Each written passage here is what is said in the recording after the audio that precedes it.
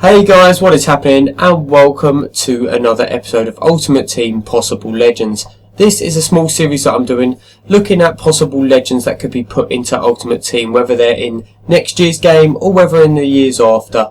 Obviously this all depends on whether EA decide that these people are sort of legendary enough to be in the game, or whether they got the rights for them as well to be able to put them into the game.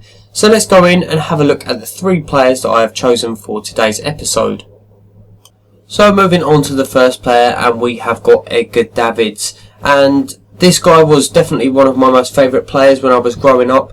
I've always been a pretty big Juventus fan from the age of around like 11, 12ish, and playing sort of PS2 and stuff like that. FIFA 2003 was definitely like the breakthrough game, and he was on the front cover with Roberto Carlos, Giggs, and obviously himself. And he was just such a great player, such a character on the pitch, and an absolute workhorse. He really reminds me, his work rate is very similar to that of sort of Carlos Tevez and Alexis Sanchez. Just didn't sort of give up on the pitch until he got what he wanted. And he did pick up a lot of yellow and red cards along the way, but just an absolutely awesome player. Let's go to his stats, and we've given him 84 pace. He was very nippy for a central defensive midfielder, and he just got very involved in the game. His shooting was obviously not the best attribute that he ever had. 75 shooting is quite kind of me to give him though. 90 passing, because his short and long range passing was very, very good. His dribbling was nice and close tight, which is why we've given that 88 dribble. And obviously for a central CDM, we've given him 79 defending and 77 physical, because even though he was quite a small player, he was very good at getting stuck into the game, and you could hardly ever see him shrugged off of the ball, even though he was quite small. So moving on to the second player of the episode now, and it is the absolute beast of a keeper, Oliver Kahn. And I know obviously we have Manuel Neuer in the game who's rated 90 already, but I think, in my opinion, watching Oliver Kahn play sort of in that late 90s and early 2000s, he was just such an awesome keeper, and I think a lot of people look to him as being that ultimate shot stopper. And with this card, I think if this was put into Ultimate Team, it would be ultra expensive and very, very rare to get, but it would be a brilliant card to have.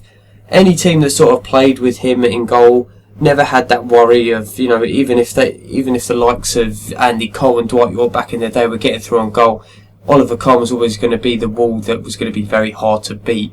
And so I've given him a 91 rated overall card.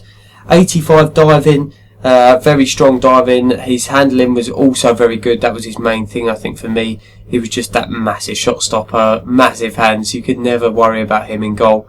80 kicking, 88 reflexes. Although he was quite a big guy, he was very agile as well. 70 speed, because he wasn't even the quickest, but he was very good, like I said, at his shot stopping, and his positioning was also very good as well. So that is Oliver Kahn. And moving on to the final player for this episode, it is the one and only George Best. This guy was a very controversial player, but there is no doubt in how good he was on the football pitch at his prime.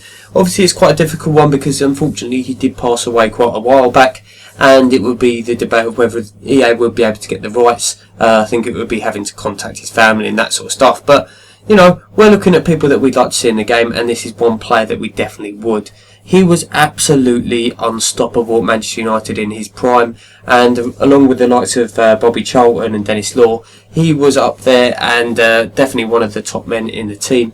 But unfortunately his career went a little bit downhill. Well, we say a little bit, but it went quite vastly downhill. We went off to America and we never really saw the best of George Best again after that, and just very disappointing. But at his prime, this guy was awesome, and this is why I would definitely give him a 92 rated central forward card overall. And the reason why I give him centre forward is because he didn't always play bang on up top. He was very like the way Wayne Rooney plays, when he comes from deep and gets through the defences, worms his way through.